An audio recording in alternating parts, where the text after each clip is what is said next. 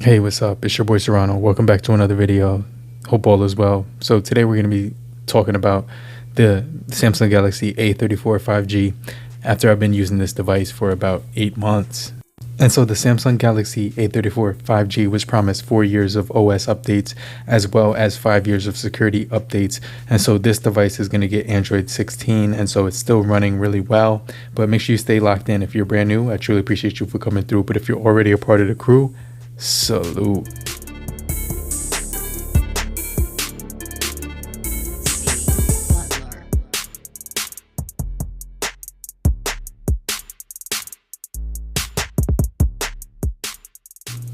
All right, so it's been 8 months since I've been using the Samsung Galaxy A34 5G, and I've really been experiencing some really good things with this device. I really like the build quality of it. It's also got facial ID as well as a fingerprint sensor, which is going to be built into the display. This device has a premium feel in the hand. It also has metal materials on the outside, and it has that cold to the touch feeling. It also does have a the back on here, which is going to feel exactly like glass with a matte material as well. And so the display is going to be an AMOLED panel, which is going to be really solid for when you're actually viewing your content and scrolling through social media. And so they do offer awesome graphite, awesome silver, and awesome lime. I actually have the lime color.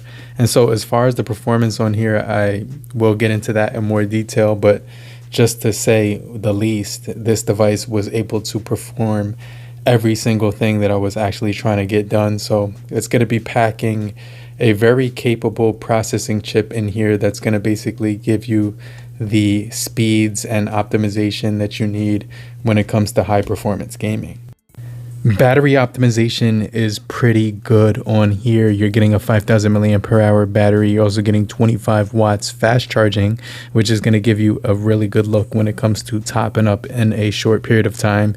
This thing is capable of using Bluetooth 5.3, which is also cool. They have the Type C 2.0 support for OTG as well. You also get a fingerprint sensor and a facial recognition option on here. And so you also get accelerometer, gyroscope, compass, virtual proximity sensing as well. And this device was given circle to search, which was cool because now you can actually get that benefit of being able to, touch down on the home button and quickly navigate through different things. And so you can basically touch down on that home button, and when you circle around an object that's displayed on the screen, it's going to give you some detailed information on that subject so that you can kind of research it and identify some of the facts and information and stuff that you were trying to learn about that particular item. And so, yeah, when it comes to mid-range and budget devices, Samsung A34 5G is particularly one of my favorites when it comes to this price, because not only is this device going to be promising updates, you get 4 years of OS updates as well as 5 years of security patches on here. So that means that the Samsung Galaxy A34 5G will be getting Android 15 and Android 16. And so it's also going to get additional security patches the following year. And so that simply means that this device is worth holding on to. It's got a capable processing chip, which is going to basically be given a very unique set of characteristics when it comes to optimization. So this device does have Gorilla Glass 5. It also does have an always-on display. It has a Super AMOLED panel, which is going to give you 120 hertz refresh rate as well as 1000 nits peak brightness in outdoor situations, which means that it's going to be doing a pretty decent job of giving you some good viewing angles and on here. And so you're gonna get a 48 megapixel main camera, an 8 megapixel ultra wide camera, as well as a 5 megapixel macro. This is capable of recording in 4K 30 frames per second as well. And so you get no 3.5 millimeter headphone jack on here, but the cameras are really good. You get a 13 megapixel single selfie camera, which is also going to give you 4K 30 frames per second. All right, so let's switch lanes and talk about the cameras for a little bit. So as far as the display, it's going to be perfect for taking photos outdoors because you're going to get 1009 nits peak max brightness. And so that's going to be suitable for any environment when it comes to taking photos in bright sunlight, whether you're in, a cloudy environment, it's going to be perfect. So yeah, I didn't have any issues when it came to viewing the display. As far as this camera, it was very versatile. It gives you that wide angle camera for, photos, so you can get that really good aspect, and 120 degrees field of view. And so yeah, the colors were very nice and accurate, and so I did like the clarity that I was getting with the main camera. You also could use 48 megapixel mode on here, so you can get some more detail when it comes to taking shots on here. So yeah, I definitely think this thing did a very good job when it comes to photos and videos. Video, you are able to get 4K 30 frames per second and 1080 60 frames per second, but you won't be able to get 4K 60. So photos did really good outdoors and most lighting conditions. So I didn't have anything to complain about when it came to the cameras. And so yeah, the Samsung Galaxy A34 5G has definitely been a very pleasant surprise when it's come to the mid-range / budget space. This device does feature a lot of things that make you kind of move towards it when you pick up a smartphone. This device has pretty much everything that you need when you think about a smartphone in this price point. It's going to offer one of the best displays that you could possibly look at for the price. It's also going to have some really good build quality as well. When it comes to holding it, it just feels really good in the hand. Gorilla Glass 5 on the front, plastic frame, plastic black.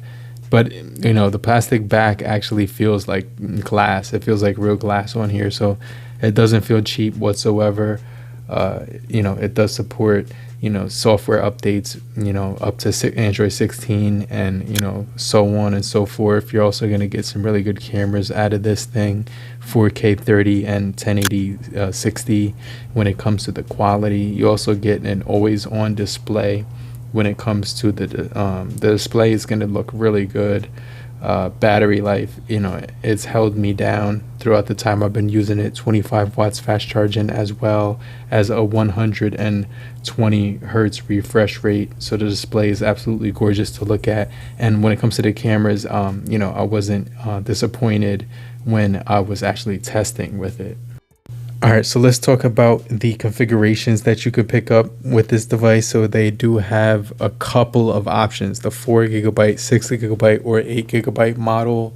And that ranges between 128 or 256, depending on which one you pick up from all three of the versions. I have the 6GB 128, and so it doesn't really run out of storage. And if you do, you also have the option to use a micro SD, which is going to basically be awesome because you can actually expand it and store all your photos and videos on there, especially like those larger files that are 4K 30 frames or 1080 60 frames. But as far as this device, the cameras did hold up pretty well. The 13 megapixel front camera does record at 4K 30 frames as well as 1080 30 frames as well. So the rear does also record at 1080 30 and 1080 60, which is going to do a really good job when it comes to zooming in at 10 times zoom. So it's going to give you all the details you need when you're taking shots and videos on this device. And so yeah, the chipset, which is the MediaTek Dimensity 1080, is going to be really practical. It's definitely going to be very optimized. It's going to allow you to take all your photos and videos very cleanly with very little shutter lag. And so that's going to be very important if you're the type of person who is trying to take a photo and you don't want to miss the moment.